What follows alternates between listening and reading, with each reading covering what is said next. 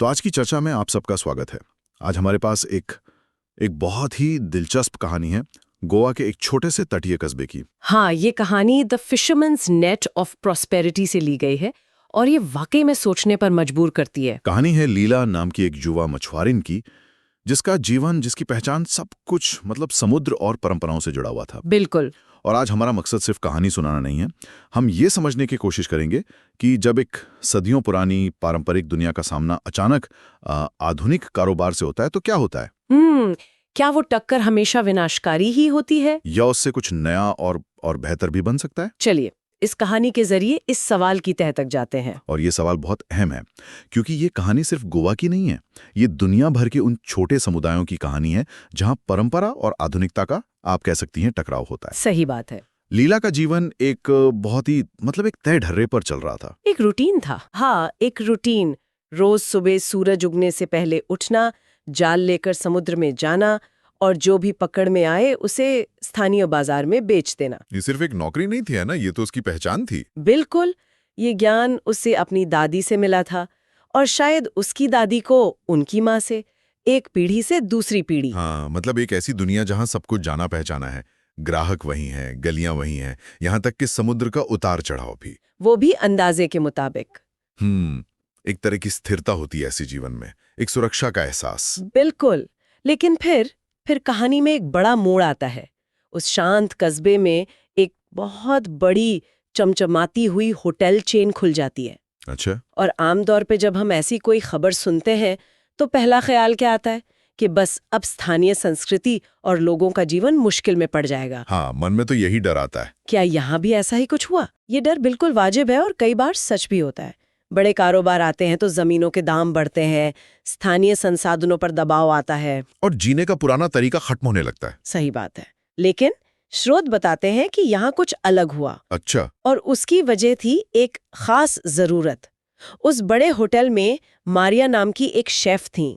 वो एक ऐसी शेफ थी जिन्हें सिर्फ समुद्री भोजन नहीं चाहिए था, उन्हें ताज़ा, हाई क्वालिटी और सस्टेनेबल तरीके से पकड़ा गया समुद्री भोजन चाहिए था। टिकाऊ तरीके से। जी। और उन्हें ऐसा कोई भरोसेमंद सप्लायर मिल ही नहीं रहा था। अरे, ये तो बड़ा दिलचस्प विरोधाभास है।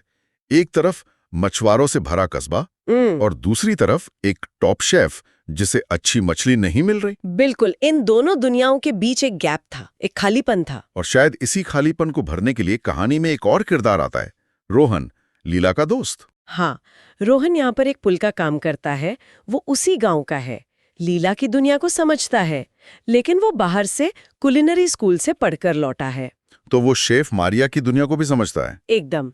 वो जानता है कि एक 5 स्टार होटल को सुबह 7 बजे ही डिलीवरी क्यों चाहिए, या एक जीएसटी कंप्लायंट इनवॉइस कैसा दिखता है। कंसिस्टेंट वेट का क्या मतलब होता है? हाँ, ये वो भाषा है जो लीला नहीं जानती थी, और लीला के पास जो समुद्र का ज्ञान था वो रोहन के पास नहीं था। तो रोहन ने इस गैप को देखा और लीला को सीधे होटल में सप्लाई करने का सुझाव दिया। मैं ये सोचने की कोशिश कर रही हूँ कि लीला के मन में उस वक्त क्या चल रहा होगा। एक तरफ एक बहुत बड़ा अवसर है, अपनी आमदनी कई गुना बढ़ाने का मौका, लेकिन दूसरी तरफ अपनी पूरी जानी पहचानी दुनिया को बदलने का जोखिम। ये कोई आसान फैसला नहीं रहा होगा। बिल्कुल नहीं। और देखिए, ये सिर्फ एक फाइनेंशियल रिस्क नहीं था, ये एक मनोवैज्ञानिक और सामाजिक जोखिम भी था। सामाजिक जोखिम? वो कैसे? सोचिए, अगर वो फेल हो जाती तो वो न सिर्फ अपनी जमा पूंजी खोती, बल्कि उस समुदाय में उसका मजाक भी बनता जहां दशकों से एक ही तरीके से काम होता आया है। सही बात है। लोग कहते कि देखो, ज्यादा उड़ने की कोशिश कर रही थी। बिल्कुल। जब आप कुछ नया करने की कोशिश करते हैं तो आप सिर्फ सफलता का जोखिम नहीं उठाते, आप अपनी सामाजिक प्रतिष्ठा का भी जोखिम उठाते हैं। तो उसकी जो हिचकिचाहट थी वो बहुत स्वाभाविक थी। फिर भी उसने ये कदम उठाया, रोहन के साथ पार्टनरशिप की। यहाँ एक और सवाल उठता है, ऐसी साझेदारियां अक्सर कागज पर अच्छी लगती हैं, लेकिन असल जिंदगी में टूट जाती हैं। हाँ, एक पारंपरिक मछुआरिन और एक मॉडर्न कुलिनरी स्कूल से पढ़ा लड़का, इन दोनों की पार्टनरशिप में ऐसा क्या खास था कि ये सफल हो गई? यहाँ जो संगम हुआ वो बहुत दिलचस्प है। ये सिर्फ ज्ञान और बाजार की समझ का मेल नहीं था, ये दो जरूरी लेकिन बिल्कुल अलग तरह की विशेषज्ञताओं का मेल था। अच्छा। लीला को पता था कि मॉनसून से ठीक पहले सबसे अच्छे लॉबस्टर कहाँ मिलते हैं। ये ज्ञान किसी किताब में नहीं मिलता। ये तो पीढ़ियों के अनुभव से आता है। हाँ, लेकिन रोहन को पता था कि उन लॉबस्टर्स को बर्फ में पैक करके एक जैसे वजन के हिसाब से छांटकर सुबह ठीक 6:45 पर होटल के किचन में पहुंचाना है। एक के बिना दूसरा अधूरा था। एकदम। और उनकी सफलता का राज ये था कि वे एक दूसरे के काम में दखल नहीं देते थे, बल्कि एक दूसरे की कमी को पूरा करते थे। और उन्होंने क्वालिटी पर ध्यान दिया, जिसने शेफ मारिया का भरोसा जीत लिया और जल्द ही वो होटल के मुख्य सप्लायर बन गए। जी हाँ। तो ठीक है, यहाँ तक कहानी एक सफल बिजनेस पार्टनरशिप की है।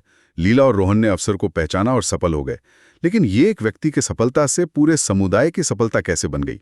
मतलब ये कदम मुझे थोड़ा आदर्शवादी लगता है। असल दुनिया में जब कोई सफल होता है तो वो अपनी सफलता के राज दूसरों को क्यों बताएगा? सही सवाल है। क्या दूसरे मछुआरों ने लीला को एक प्रतियोगी के तौर पर नहीं देखा? ये एक बहुत जरूरी सवाल है और यहीं पर लीला का विजन उसे एक सामान्य उद्यमी से अलग करता है। स्रोत बताते हैं कि शुरुआत में थोड़ी जलन और शक का माहौल था। होना ही था। दूसरे मछुआरों को लगा कि लीला ने उनका बाजार छीन लिया है। लेकिन लीला का मॉडल प्रतिस्पर्धा पर नहीं बल्कि सहयोग पर था। सहयोग पर? हाँ, उसने एक बहुत ही स्मार्ट कदम उठाया। उसने दूसरे मछुआरों को सिर्फ ये नहीं सिखाया कि टिकाऊ तरीके से मछली कैसे पकड़ें, उसने उन्हें अपने सप्लाई नेटवर्क का हिस्सा बना लिया। इसका क्या मतलब हुआ?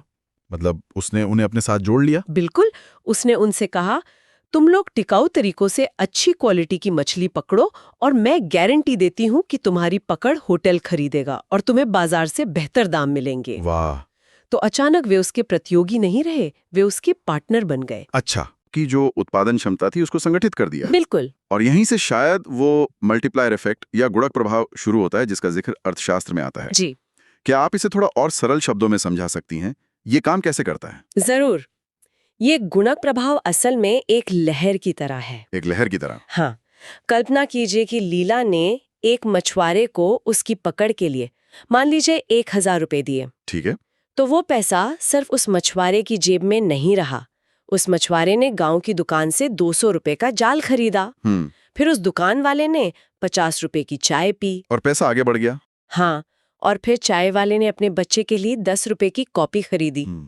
तो लीला का दिया हुआ वो 1000 रुपए का नोट पूरे कस्बे की अर्थव्यवस्था में घूमता रहा और शायद रुकने से पहले उसने 3000 या 4000 रुपए के बराबर का काम कर दिया। अच्छा। जब पैसा कुछ हाथों में बंद रहने के बजाय घूमता है तो वो कई गुना बढ़ जाता है। यही गुणक प्रभाव है। तो ये सिर्फ लोगों की आमदनी बढ़ने की बात नहीं है, ये तो पूरे कस्बे की आर्थिक गाड़ी को धक्का देने जैसा है। एकदम सही। लीला के एक कदम ने पूरे कस्बे की तस्वीर बदल दी। जो कस्बा पहले सिर्फ अपनी गुजर बसर कर रहा था, वहां अब समृद्धि आने लगी। लेकिन इतनी सफलता और पैसा आने के बाद कहानी बताती है कि लीला अपनी जड़ों से जुड़ी रही, वो बदली नहीं। ये भी थोड़ा अविश्वसनीय लगता है। अक्सर पैसा और सफलता इंसान को बदल देते हैं। देखिए, यहाँ हमें ये समझना होगा कि लीला की सबसे बड़ी ताकत क्या थी। क्या थी? उसकी ताकत कोई फैक्ट्री या मशीन नहीं थी। अच्छा। उसकी ताकत थी समुद्र का उसका ज्ञान और उसके समुदाय से उसका रिश्ता। अगर वो सपरवो का शहर चली जाती तो वो अपनी इस ताकत को खो देती। सही बात है। तो उसका अपनी जड़ों से जुड़ा रहना सिर्फ एक भावनात्मक फैसला नहीं था, ये एक बहुत ही समझदारी भरा व्यावसायिक फैसला भी था। उसकी प्रामाणिकता ही उसकी सबसे बड़ी संपत्ति थी और वो उसने कभी नहीं छोड़ी। मतलब उसने सिर्फ एक व्यवसाय नहीं बनाया, बल्कि जैसा कि स्रोत कहते हैं, उसने एक पूरा पारिस्थितिकी तंत्र, एक इकोसिस्टम बना दिया। हाँ, और ये इकोसिस्टम 3 मजबूत स्तंभों पर खड़ा था। पहला, एक टिकाऊ सप्लाई चेन। उसने सुनिश्चित किया कि मछली पकड़ने के तरीके ऐसे हों कि समुद्र आने वाली पीढ़ियों के लिए भी मछली देता रहे। ठीक है। दूसरा, एक कुशल स्थानीय वर्कफोर्स। उसने दूसरों को प्रशिक्षित किया। और तीसरा, एक स्थिर बाजार, होटल के साथ उसका रिश्ता। जब ये तीनों चीजें एक साथ काम करती हैं, तो आप सिर्फ एक व्यवसाय नहीं चलाते, आप एक आत्मनिर्भर और टिकाऊ आर्थिक मॉडल बनाते हैं। और उसने दूसरों को सशक्त बनाया, जिससे ये पक्का हुआ कि समृद्धि वो साझा हो, न कि कुछ ही हाथों में सिमट कर रह जाए। बिल्कुल। तो अगर हम इस पूरी चर्चा को समेटें तो हमने क्या देखा? एक युवा मछुआरिन जो अपनी परंपराओं की दुनिया में जी रही थी, उसने एक बाहरी बदलाव को खतरे के तौर पर नहीं बल्कि एक अवसर के तौर पर देखा। हाँ, उसने एक साहसिक कदम उठाया, एक सही साझेदारी की और एक ऐसा मॉडल बनाया जिसने न केवल उसे बल्कि उसके पूरे समुदाय को समृद्ध बना दिया। ये कहानी दिखाती है कि स्थानीय ज्ञान और आधुनिक अवसरों का मेल कितना शक्तिशाली हो सकता है। बिल्कुल। ये आशा और अवसर की कहानी है। ये हमें याद दिलाती है कि सबसे बड़े बदलाव अक्सर एक छोटे से विचार और उसे हकीकत में बदलने की हिम्मत से शुरू होते हैं। सही बात है। लीला की कहानी इस बात का प्रमाण है कि सच्ची समृद्धि सिर्फ पैसा कमाना नहीं है, बल्कि एक ऐसा तंत्र बनाना है जहां हर कोई आगे बढ़ सके। उसने एक ऐसी विरासत बनाई जो पैसों से कहीं ज्यादा मूल्यवान है। और कहानी एक बहुत ही सकारात्मक मोड़ पर समाप्त होती है, जहां पूरा कस्बा समृद्ध हो रहा है और सब कुछ अच्छा लग रहा है। जी। लेकिन मैं इस कहानी के उस पहलू पर भी सोचना चाहता हूं जिसके बारे में ज्यादा बात नहीं की गई है। और वो क्या है? हमने आर्थिक सफलता की तो बात कर ली, लेकिन उस सांस्कृतिक बदलाव का क्या जो इस समृद्धि के साथ आता है। अच्छा। जब किसी छोटे पारंपरिक कस्बे में पर्यटन और व्यापार इतनी तेजी से बढ़ता है, तो क्या उसका मूल चरित्र, उसकी सादगी और शांति, क्या वो हमेशा वैसी ही रह पाती है? ये एक बहुत गहरा सवाल है। आज एक होटल है, कल शायद 10 और होंगे, बाहर से और लोग आएंगे, जमीनें और महंगी होंगी। तो सवाल ये है कि क्या कोई समुदाय अपनी समृद्धि और अपनी आत्मा दोनों को एक साथ बचा के रख सकता है? या लंबे समय में ये एक ऐसा समझौता है जो आखिरकार करना ही पड़ता है? इस पर विचार करने के लिए ये एक दिलचस्प सवाल है जिसके बारे में स्रोत हमें सोचने पर छोड़ देते हैं।